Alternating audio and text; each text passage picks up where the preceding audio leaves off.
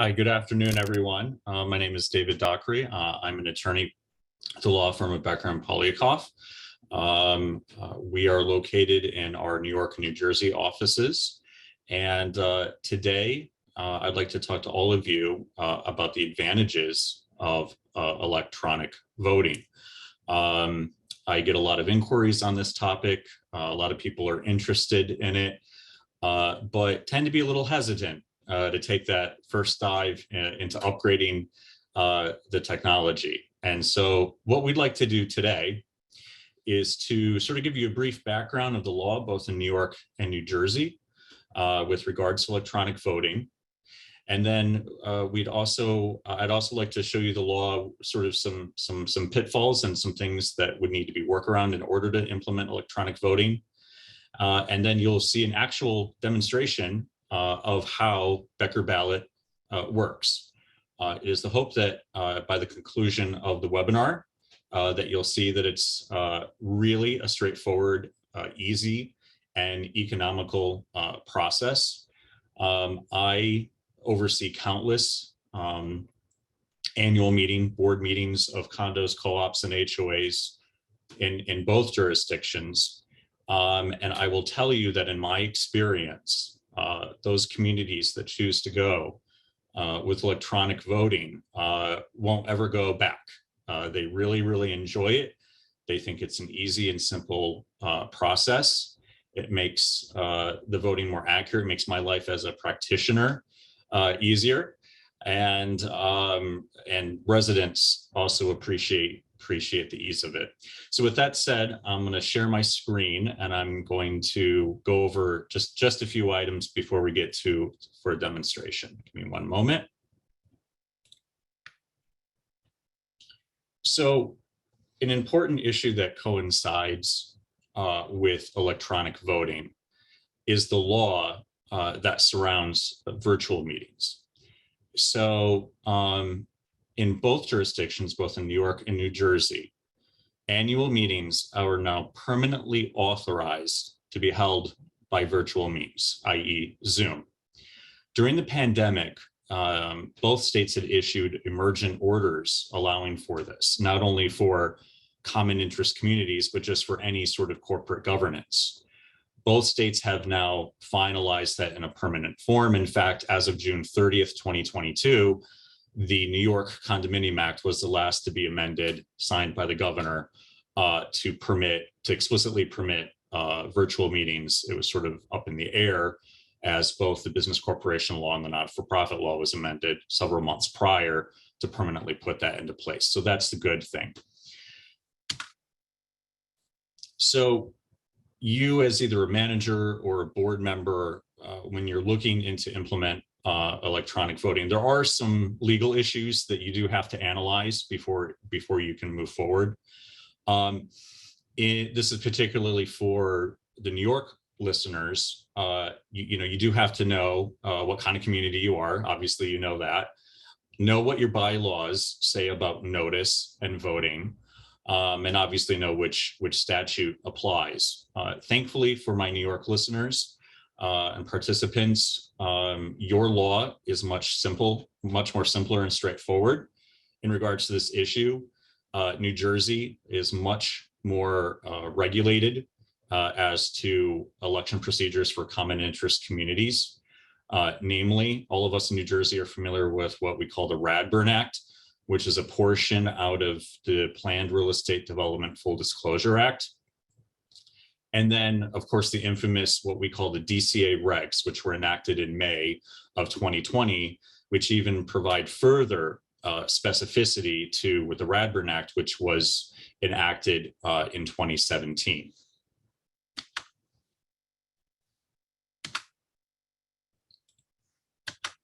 My slide is not advancing. There we go. So, and New York listeners, I don't want you to feel left out. It's just we're much more regulated. So for our New Jersey participants, I think a little background is just always a good idea. So with regards to electronic voting, before the 2020 regulations, the Radburn Act actually said you have to use a ballot. So you just can't raise your hand, for example, to elect to elect a board member. But what's interesting is the statute itself says an association shall not prevent voting for an executive board member by electronic means where the executive board determines to employ electronic voting. Now, that's very interesting. What the 2017 statutory authority would provide, that you do not have to have by law authority to engage in electronic voting. So a lot of communities here in New Jersey did start to implement electronic voting before the regs because it was authorized by statute. However, when the DCA came out with their new regulations in May 2020, they made it very clear that electronic voting had to be authorized in the bylaws. And I don't want to get too much into the weeds of sort of some of the disputes and appeals that have been filed against some of these DCA regulations. But basically, it's one of the inconsistencies. And from a legal point of view, a regulation can't contradict a statutory authority. In other words, the statute is sort of the underlying principle which can't, supersedes, and the regulations then therefore clarify and help administer the statute. So it's a direct conflict. However, now that these regs are in place, they are probably not being amended or going anywhere soon. I take the legal position that you have to follow the regs and you have to have your bylaws authorize electronic voting. And so some of the other requirements here, and this is important for electronic voting here in New Jersey, is that obviously you have physical ballots that have to be secured, and that ballots have to be available for inspection within 90 days of the election. Electronic voting does enable preservation of those records for that purpose. Here in New Jersey, we have a mandatory anonymous ballot requirement, which in paper form requires a double envelope system, considerable cost, additional costs now with mailing and procedures and the like. The regulations then also say, that if the bylaws permit, and again, this is the bylaw requirement, that it can be cast electronically if it is administered by a neutral third party and anonymity is obtained and is maintained. And that's what Becker ballot would serve to do. So just some other practical legal considerations. For New York, bylaw authorization is not required for electronic voting. And what I think a lot of the industry in New York is saying, hey, now that the statutory authority really authorizes virtual meetings, it's just common sense that electronic voting, of course, would be authorized. Even prior to the pandemic, the position amongst most practitioners would say, well, the bylaws don't authorize it probably, and New York law says you can't do it. There's nothing says, that you can't do it, so we're going to do it. So I've seen no case law. I've seen no authority to the contrary that you can't engage in electronic voting in New York. Again, it's an industry-wide position that there is no issue with electronic voting. So you're on very solid ground there. Like I said before, in New Jersey, electronic voting does have to be authorized by the bylaws. Now, I'll stop right here, just a little practice pointer. It may seem a little onerous to say, oh, we got to put this in our bylaws, but what many associations have done is amend their bylaws using what we call the Radburn procedure, where the board approves the amendment and then sends it out to the membership for a 10% negative vote. I do this both for electronic voting and for electronic notice, a little bit, which I'll cover in a bit. And I've never seen it voted down. Most people are in favor of it, primarily because under the law, you cannot mandate electronic voting. You still have to allow a paper method. We're not quite there yet technology-wise. So people who may be scared of electronic voting, the membership won't vote against it because you're basically saying, no worries, you can still vote by paper if you want to. And that sort of makes that amendment very palatable.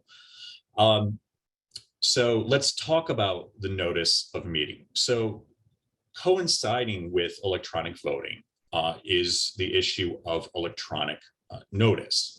So what the law says in New York is that a corporation basically can notice their members of the meeting either by paper or electronic means, but there's no specificity. But the best practice I find, particularly when you're talking about noticing the members, is to follow what's in your bylaws and not to sort of take a just a board decision approach on this. I think if anything, it protects the board from election challenges of people saying, hey, I never got notice. The notice was never proper. So what we typically do is obtain then consent. It's a legal requirement in both jurisdictions where if you want to receive electronic notice and or want to engage in electronic voting, each member has to return a form saying, I consent to the notice and I consent to vote electronically. That way you have documented in your paperwork, in your association records, that it was authorized, that the member consented. And of course that can be that can be revocable by the member of the association or co-op at any time. So that's really the best practice. And in fact, in New Jersey, it's legally required. Just wanted to go over the good standing issues. Becker ballot would handle in their voting procedures any issues with good standing. In New York, many times being current on your common charges is not a threshold to be eligible for voting. In New Jersey, it is the law that you must be current on all assessments within 5 business days of the annual meeting. So that is a little bit of difference between the two jurisdictions. One of the benefits primarily for electronic voting are for those communities where your vote weight is based on basically the size of your unit or your percentage interest or the number of shares you have. For a lot of communities, this makes sense, particularly high rises where the 3-bedroom penthouse on the top floor has a bigger weight and their vote is counted more because they have the bigger unit. And so those governing documents set it up that they believe the equitable way to vote is to bigger unit, more of a vote, for example. Many communities do one vote for unit, but Becker ballot can handle that. And in those communities that have the percentage interest voting, electronic voting is just absolutely wonderful in this regard. It's automatic. It avoids, if we do it by paper, we have to take the ballot and then we have to find the person on the spreadsheet, enter it in. We have the Excel sheet, calculate and do the formula. And while that can be accurate, the electronic voting just cuts so much out of that and really eliminates the room for error in that regard. Likewise with cumulative voting. And what I mean by cumulative voting is, for example, let's say there are 3 seats open up for election. Some governing documents say then that you have 3 votes to use at your will to apportion among the candidates running. That's cumulative voting. That's a classic cumulative voting. There are hybrids of that where each unit gets maybe 2 votes automatically, regardless of the number of candidates. For example, again, Becker ballot can handle all of that. In New Jersey, it does make it less onerous. There's always this requirement for public tallying of ballots. So here in New Jersey, we're required under law that the ballots must be counted in front of the membership. In New York, that is not a requirement. And in fact, the practice is usually quite the opposite, because in New York, your ballots are not anonymous typically, unless the governing documents require otherwise. And so since the ballots aren't anonymous, most associations still want to preserve that anonymity. And then of course, if we're engaged in both electronic notice and voting, it's a substantial cost savings. If you look at the cost of what employing electronic voting would be compared to having to engage in the cost of mailing, most associations have to send it out to a printer because of just the logistics of it.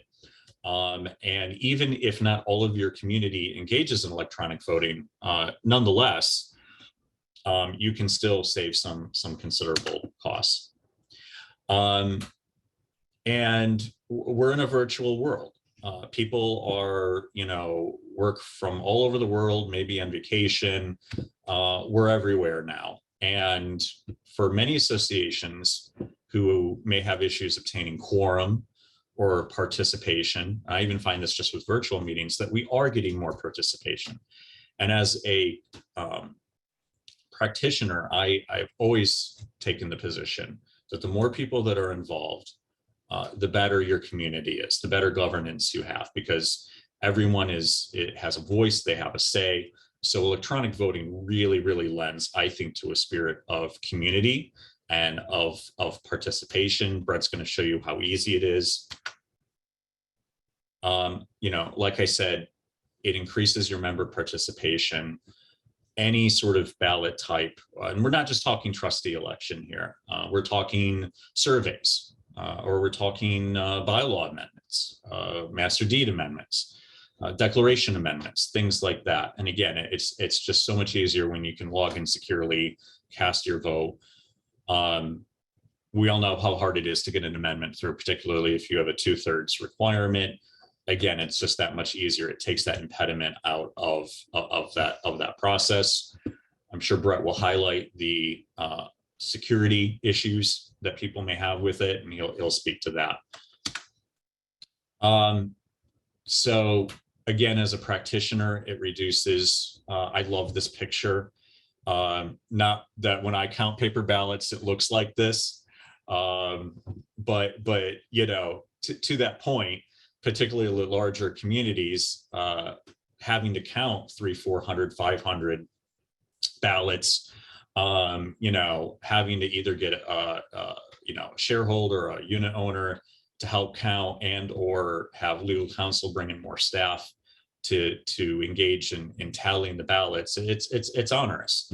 And so, again, the advantages of I log in, I vote for my candidate, or I vote for my amendment question, click a button, the polls are closed, end of the day, now a report comes out, boom, and now that record is preserved for legal purposes, it's anonymous, it's secure, and frankly, I think you could argue probably more accurate, particularly, with maybe larger elections. So it just really reduces a lot of burden. So that's sort of my sort of highlight of the law, and maybe what you would need to do or to consider if your community wants to engage in electronic voting. So this is a good time for me to handle some questions. I do see one question here, which I will address. The question is, does good standing include being paid up for all fines that may have been assessed? So the answer in New York is a little simpler. In New Jersey, it's a little complicated because good standing is defined by the regulations. So with regards to fines, for example, here in New Jersey, if a unit owner is assessed a fine, an offer of ADR, or alternative dispute resolution, has to be offered. And in general speaking, with good standing in New Jersey, if that ADR is pending, then that would hold, if the issues over fines, then that would say that the unit owner is in good standing as long as that's pending. Likewise, if there was an ADR pending for just common charges that were past due, that would still make the owner eligible to vote and be in good standing. Now, let's say the ADR was conducted over the fines, and a lot of times that ADR in New Jersey is non-binding. In other words, it's simply mediation, and the fine is imposed anyways, then yes, that would say that the owner is not in good standing, because under most documents, a fine would be deemed the same collectible. It would be collectible in the same manner as a common expense or a common charge. So it's a nuanced question. The facts matter with that, but that's generally the law regarding good standing in New Jersey.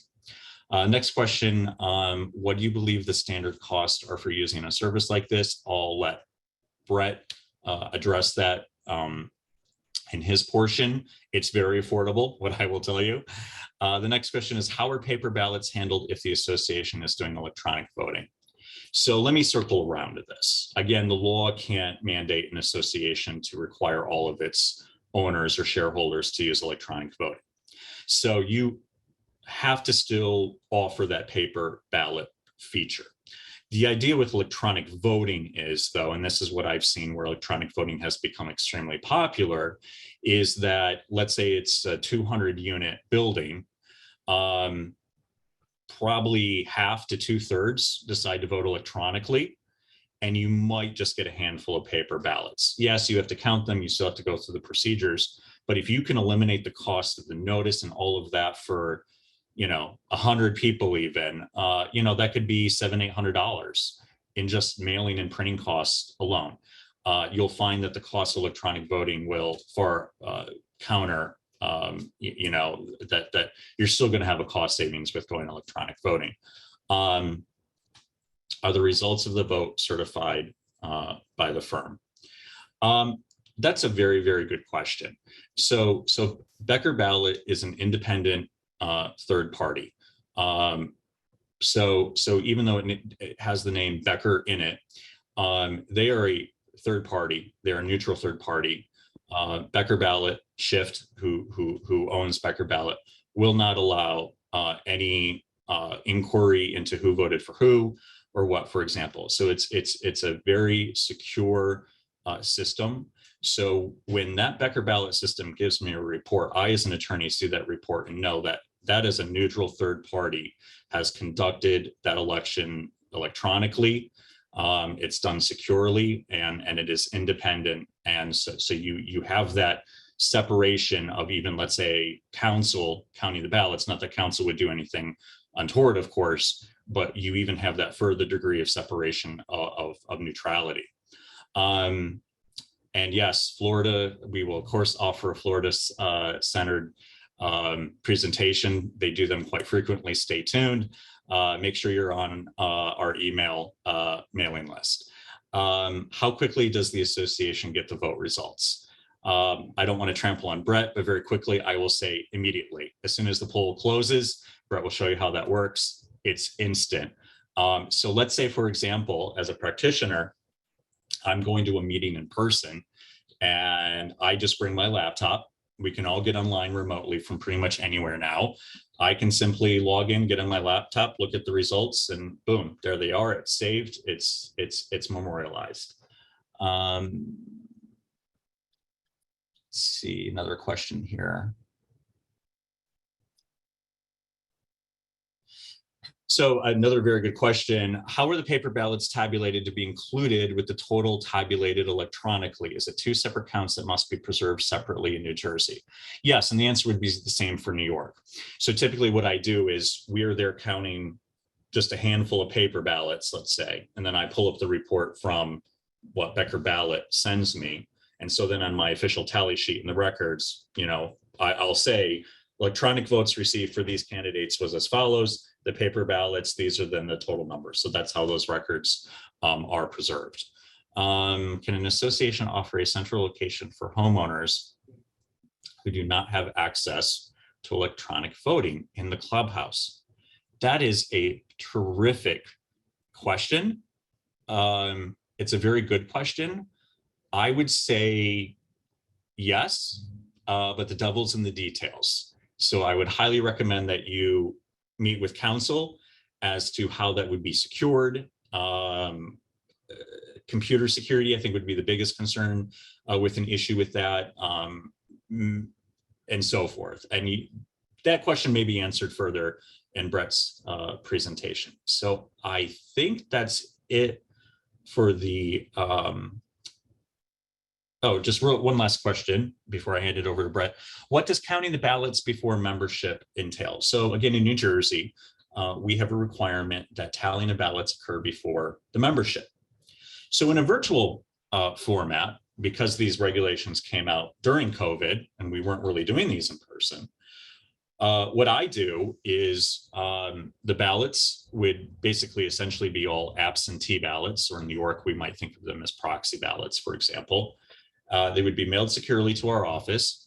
I would open the outer envelope, and then I open the inner envelope, and I'd pull out the ballot with the Zoom camera pointed to our conference room table. And that's how we tallied it in public. That's what the law requires. In person, in fact, I've been having more and more in-person meetings.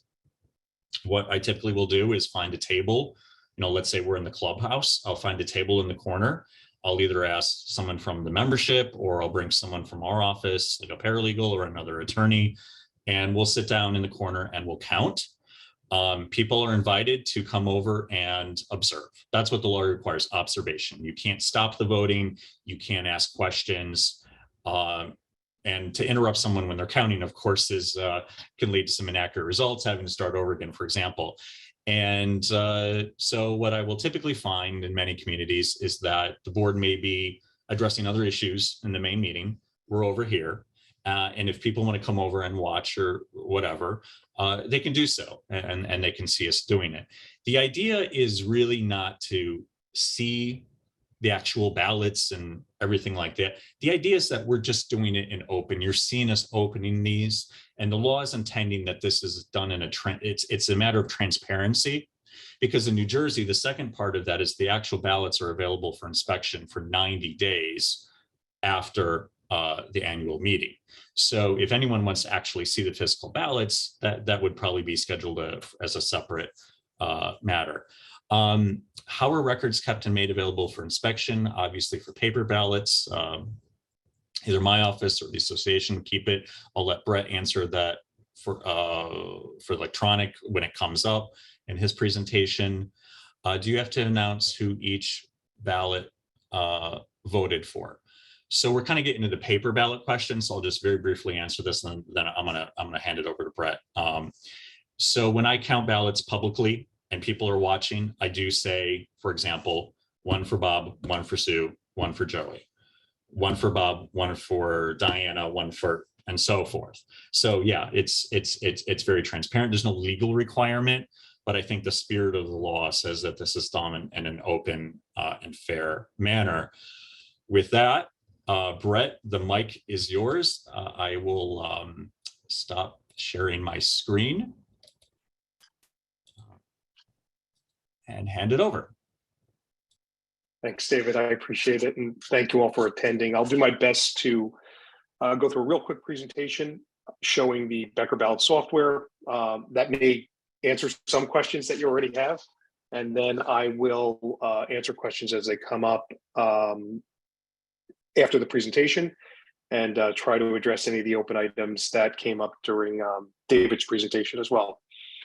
I'm going to share my screen. I have to share it 2 different ways. So the first time I share it, I'm going to zoom in on the Becker ballot software. This is just the administrative view, so we can talk a little bit about how easy it is to set up and manage an electronic vote. Although we at Becker Ballot are very happy to help set up the ballot for you. We typically ask you to send us the attorney provided materials. So in the case of an election, for example, the notice packet and any supporting materials that would go out to your membership by way of notice.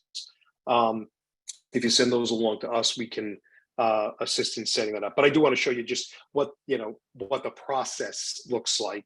And of course, we have many associations that are technically savvy and are quite comfortable doing this themselves. So the system's available to you to do that.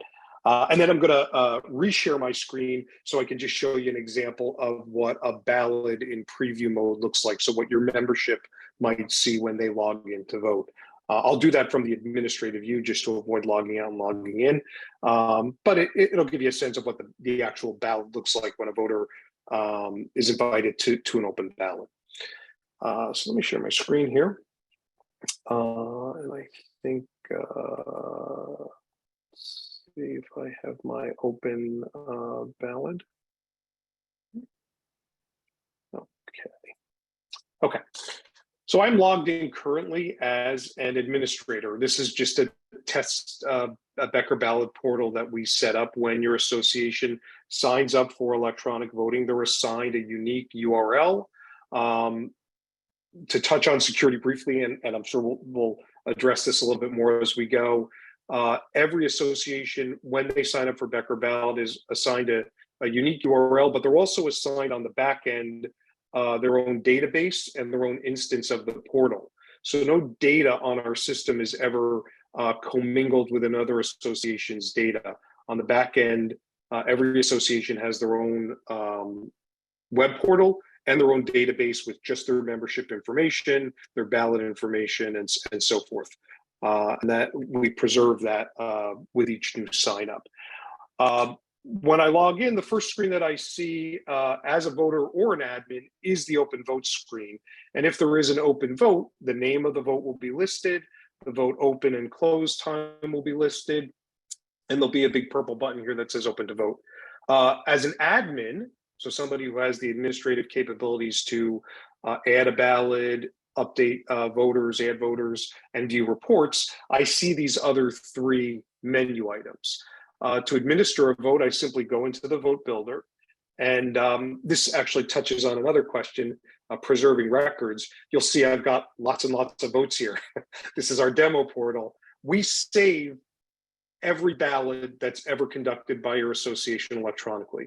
The data is always available to you as an administrator. So if you ever needed to go back and review a report from a prior vote, that data will be there. If I'm asked, I always do recommend, and anybody who knows me will know that this is contrary to everything else I ever say. I always recommend printing out a copy of the results and putting it in the file with the paper count.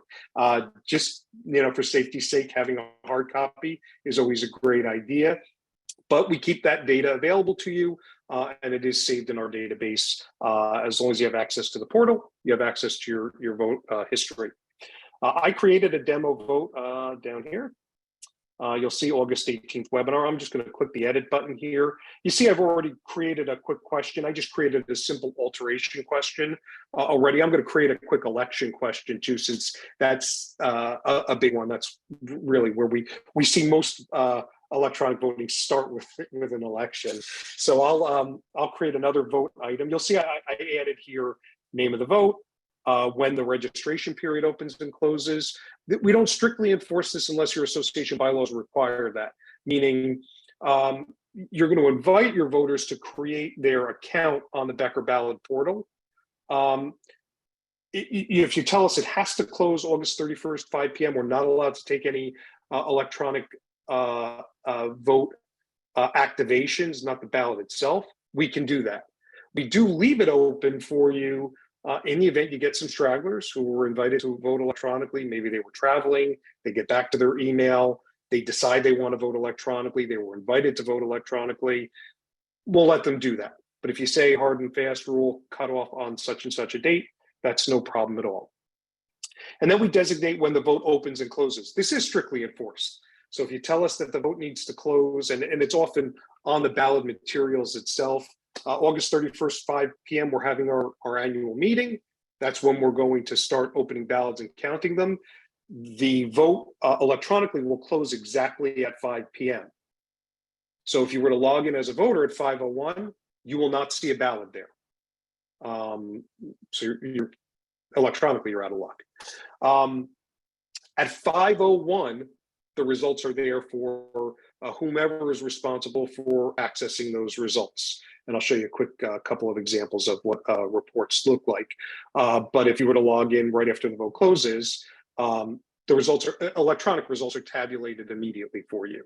So from David's perspective, and for all of you folks who have been in meetings at 1, 2 o'clock in the morning counting ballots, we hope those days are done, and you just download your electronic results, you count the handful of paper that you need to, and you've got your tallies.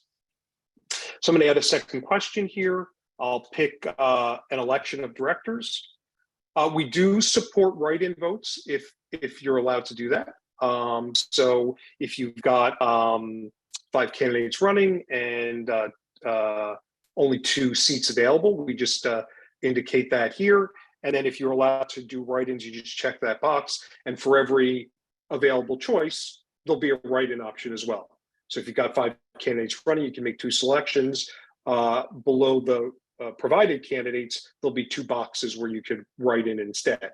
Now, the system is smart enough to know if you can only make 2 selections, a voter is not going to be able to select more than 2 selections. So even though the language, and I'm going to just grab some language here from a standard ballot that we have, even if the language says if you vote for more than 2 candidates, your ballot will be invalid, our system's not going to let them do it. And it's just an additional safeguard there.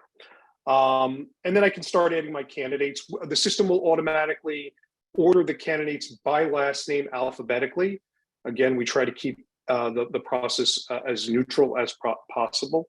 So if I had a paper ballot here provided, or electronic version of the paper ballot, the PDF provided by David or your attorney, your association administration, we would copy and paste it directly from the ballot.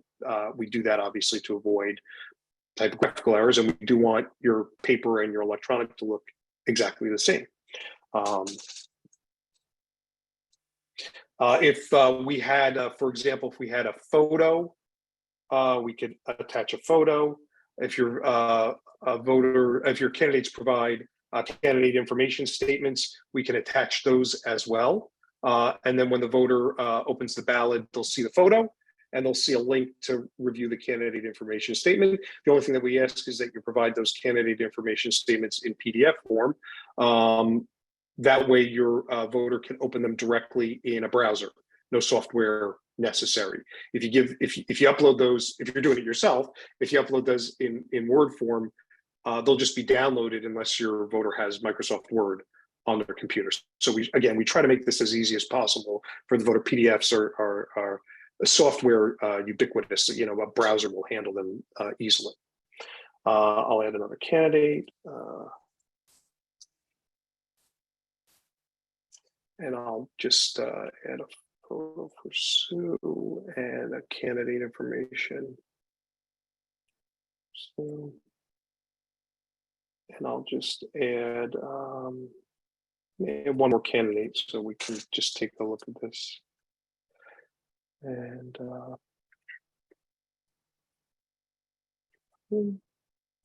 a candidate sheet. Okay, so I'm going to save this. I now have a ballot that has 2 questions. If I want to preview the ballot, I'm just going to stop my share for a quick sec here. And I'm just going to share my whole desktop here. So it's going to get a little smaller, but I do want to show everybody the preview window. So you'll see here's the ballot. So this out of the way here. You'll see it says admin vote preview, but it'll say vote, confirm the voter's address, confirm the voter's email. It tells me that I have 2 items on my vote. It tells me I can obviously only vote for as many candidates as there are open board positions. If there's not an election on the ballot, that language doesn't appear. So that language is a reminder if there's an election. If you have a ballot that just has 1 or 2 questions and it's their amendment or alteration questions, you won't see that. We do include a brief how to vote video embedded in the open vote screen. Your voters will see that video in the invite as well. So they'll get a link to that video. It's hosted on YouTube. There's no sound, so your voters can watch it anywhere, text on screen, and it gives them a quick, just about 2-minute overview of the entire electronic voting process. Click start. Here's question number 1. I read the question, make my selection. Question number 2, here are my candidates. Here's my the link to each candidate information sheet. I can pick my 2 candidates. You'll see I can't select my 3rd candidate here, but if I decide, I didn't want to do that, pick my 3rd candidate, review my choices. We always show the voter exactly what they selected. We ask them to check this box to say, yep, I reviewed it. Particularly important in states, there was a Florida question that came up earlier, in states where you can't change your mind in an election, your vote is final. So we do ask that you carefully review this, check the box, and of course, if the vote was open, there'd be a big purple button here that says, cast my vote. Voters receive this confirmation, this screen in a confirmation email as well. So the confirmation email serves 2 purposes. One, it lets the voters know their vote was submitted and received. And 2, reminds them of their selections. So we try to make it very easy from the voter perspective. A voter can use the system from anywhere. as long as they have an internet access on a mobile phone, on a tablet, on their computer, and of course they've activated their account, meaning they have a password that's been issued or that they used when they were asked to activate their account, they're able to log in. We do not know a voter's password. That's never available to anyone here. It's never available to a vote administrator. So if a voter ever forgets their password, there is a place on your voter portal where they can request a new password. They must enter their designated voter email, the email that they use to designate, to indicate that they want to use electronic voting. And that password reset will only go to that email address. So we close the loop there with security by always linking the activity to the voter email account that they've indicated they want to vote electronically with. Nobody can do this on behalf of anyone else. All right, I'm just going to reshare my screen here because I want to show you two other quick screens, and I'll just do that in a larger view.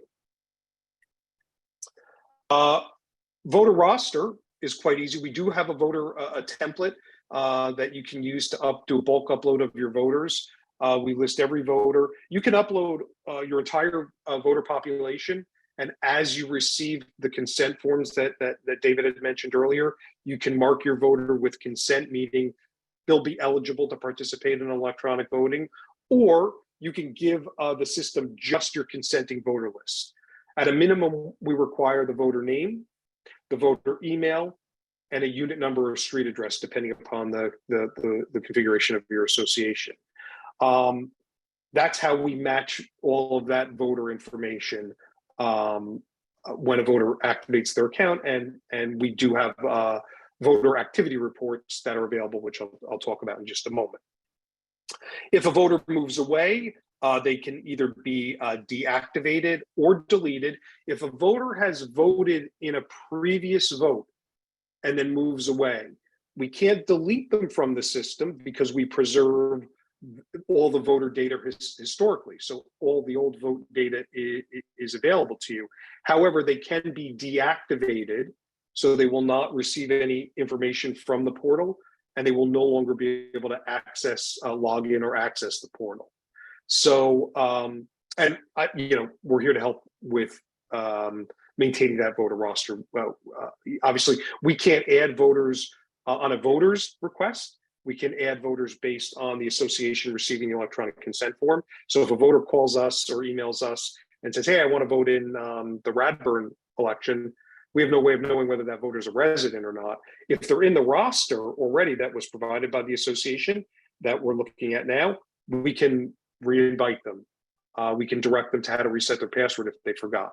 But if they call us or email us and they're not on this list, we're going to ask them to reach out to the association just to make sure that you have the appropriate paperwork filed. And then you just need to let us know, please add the following person, and we'll just ask you for their information. We also have the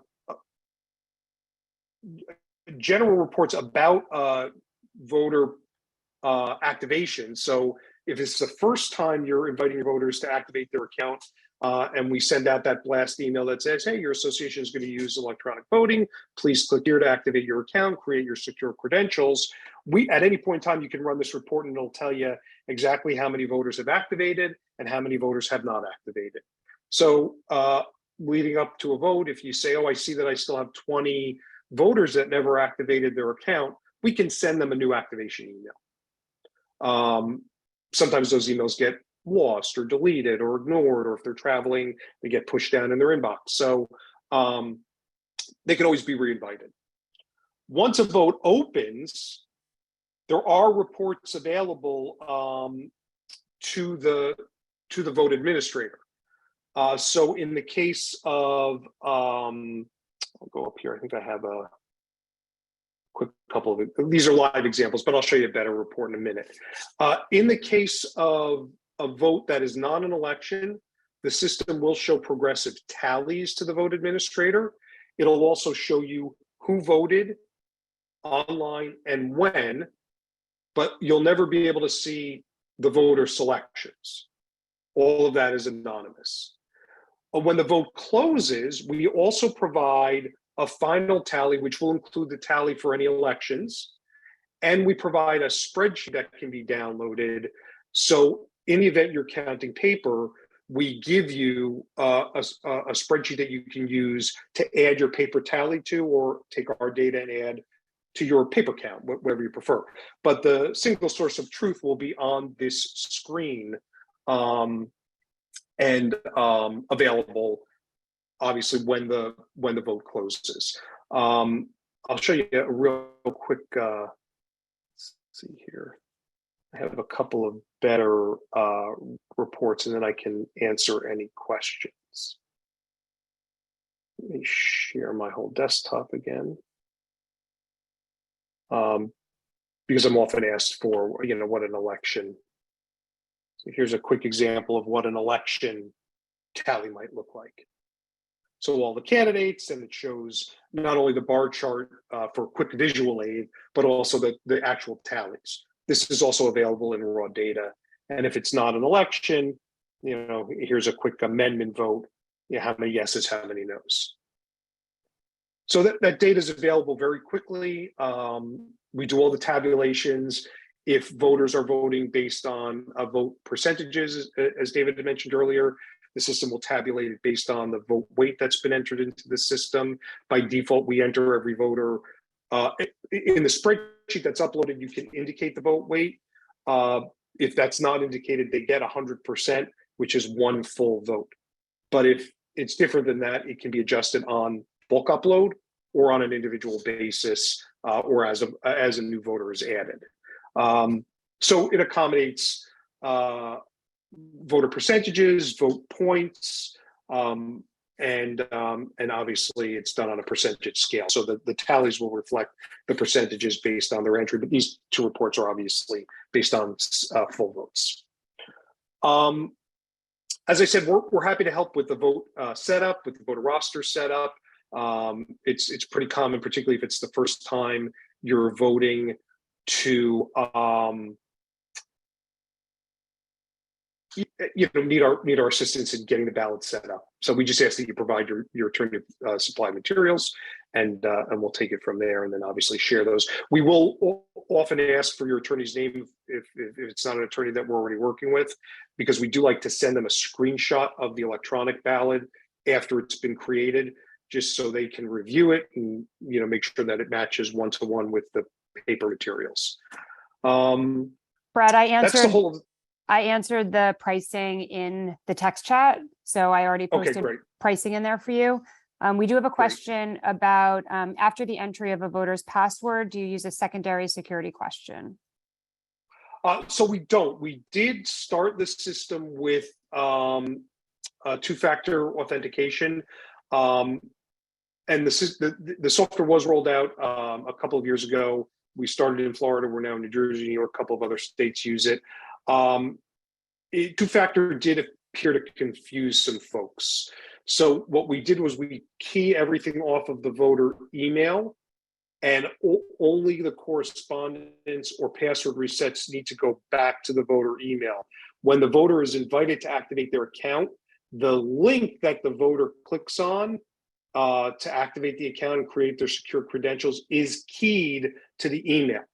So if that email was ever intercepted, which I think is a very rare instance. I mean, I've never encountered that. It wouldn't accept that as an activation because it wouldn't be keyed to the recipient's email. So we do add what we would refer to as a transparent security layer to avoid the necessity of the two-factor authentication, which did it appear to be a little confusing initially. So, but the process is secure, and as I said, even we here can't log in as another voter. We can't see their password. The system is managed by the voter themselves from an account management standpoint. So we have another one here. How does the system handle write-in votes since the names were not previously listed? For example, my name is often misspelled. Yeah, so Paul, I feel your pain. My name is often misspelled as well, and very often mispronounced. There is no way that we can with a write-in, match names that are spelled differently. So if my name was entered as the write-in, Brett Fielo, F-I-E-L-O, and then somebody also typed it Brett Field, F-I-E-L-D, which I get a lot. That may be my handwriting. It may be the problem there.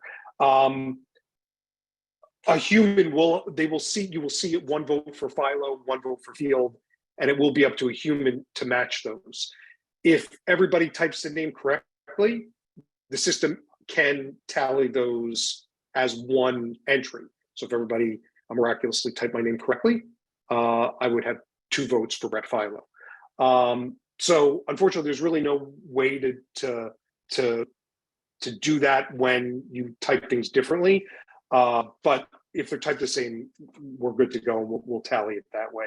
Of course, there will always be a human on the other end validating results. Yeah, so I just want to chime in here. So as attorney, when I get that report, you'll have your pre-set up candidate tallies, and then below that will be every single variation of spelling of every single write-in, and will give me a tally. Now, it obviously, like Brett said, as a practitioner, then I'll just make a judgment call. Okay, they swapped the I and the E. It created Fielo and Fielo, but I know that person to be, probably the same person. So that's really how that handles it. But that every variation of spelling would be provided in that report that I get as an attorney, or if you were even a manager, for example, administering the election. So excellent question, though. I think that's a really good question. Great.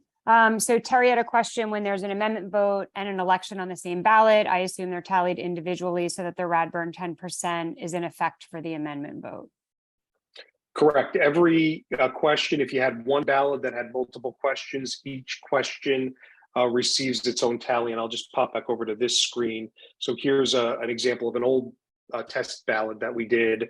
Here's my election results. Here's my reserve votes. And the downloadable report also separates those by question as well. So you see individual counts per question. Great. How do you protect against ballots and information going into the junk mail file, the bane of everybody's existence? It really is. It really is. So we do use a third-party email provider. They're referred to as a whitelisted provider. So they serve as the email deployment system.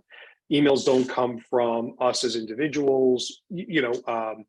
System provided emails, your invitation to activate your account, your invitation to an open ballot, your reminder emails. We do send 2 reminder emails if a voter doesn't vote.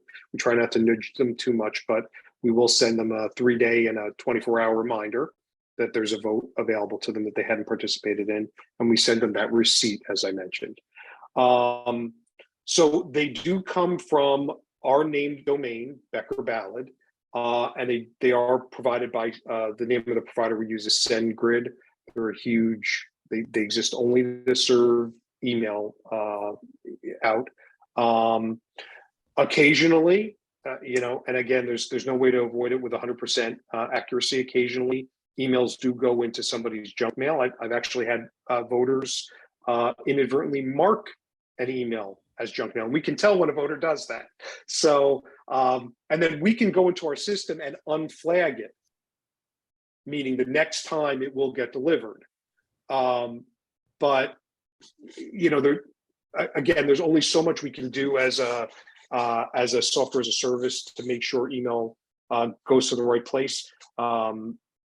It's pretty good. It's pretty accurate. We do recommend in the voter instructions, we provide the email that the email address that all emails from the system will come from, and we do always suggest to voters in those instructions that they add that to their address book, their email address book, and that greatly reduces the possibility that either A, it will inadvertently go into spam, or B, that a voter will mark it as spam. So the last question we have is, if my association votes based on percentage of ownership, how can I confirm that my vote was counted based on the correct percentage? Well, I can say that, the system, when it conducts the tallies, the system does generate the tallies based on each voter's unique percentage. When you open your vote as a voter, at the top of your ballot, it will show you your vote weight, which would also be your percentage. So you can always confirm that as a voter at the top of the ballot window, right below your name. It'll tell you the vote weight. So if you've been entered as a percentage, you can confirm that that's correct. And if it isn't, maybe it was misentered or uploaded incorrectly, don't vote. Reach out to your association, and they can always let us know if it needs to be adjusted before you vote. But you can always validate it that way. And by way of record keeping, not only are all the reports preserved, but we also preserve what we refer to as a receipt report. So if a vote is ever challenged, we save every receipt that was ever emailed in a vote. We just anonymize it. So if there were 100 votes, the system will save 100 receipts, a copy of each receipt that was emailed. We strip out any voter identifiable information. So if you ever had to go back and do a manual count of an electronic vote, it's as if you had the anonymous paper ballot in your hand. You just have an electronic receipt that just doesn't show the voter information, and that would show the percentage as well. Great. Let's see, we have time for this last one, and then we'll probably have to wrap up. What system is in place to avoid fraudulent voting with paper ballots? Sorry, Brett, go ahead. Well, if it's an electronic vote, obviously we can't control what happens on paper, but what we do provide to the folks who are administering the vote, whether it's, your attorney at the meeting who's about to open up paper ballots and count them, we have a report that shows every voter that voted online and when they voted, time and date stamp. Again, we don't show what they voted for, but it's the voter participation report. That way, as ballots are being opened, you can do a quick check to make sure you don't see a ballot submitted electronically and you're holding one on paper. And with that, it's up to David or your attorney to decide what to do in that instance. Yeah. So no, Brett, it's a really good question, because I will tell you, as sort of a paper and electronic vote, as I quarterback all of this, what we do, at least in our office, is when we receive a paper ballot as they come in, we have an owner list and we check off the ballot. Likewise, when the arrears are available, if the association needs to disqualify voters based on good standing, we indicate that on a master sheet. So then when I get my report from Brett of everyone who voted, then I will sit down before I release the vote, and I will write on that master sheet who's voted electronically, who's voted by paper. And if I see both, many times it's inadvertent. I will tell you, a lot of times it's inadvertent. Maybe one spouse got the paper ballot voted, mailed it in. The other spouse decided to vote electronically. There isn't communication. I've never heard of a husband and wife not communicating, but it does happen occasionally. And for example, and so, you do come sort of those issues. But what I do is I try to see the date and time stamp on the outer envelope if it was mailed, and then I try to see the date and time stamp on the electronic vote that Brett gives me, and I will take the later cast vote. Now, if I can't determine it conclusively, that's just a legal judgment call that I have to make, and I'm not going to get into the specifics, but that's why it's always so important to have an attorney kind of making some of those really off determinations. But I will tell you, in my experience of doing countless of these, it happens very, very rarely. I get more concerned when I get 2 paper ballots in, because then you're sort of wondering, how did that happen? But yeah, it does happen upon occasion. And I will say, I don't think I've had to disqualify a vote since I've been able to figure it out because of the documentation one way or another. So I think I don't see any other questions. I've demoed the system. Obviously, if other questions come up, you'll have our contact information. Happy to answer those. And I'll mute now and just say thank you all for participating. Yeah, thank you, everyone.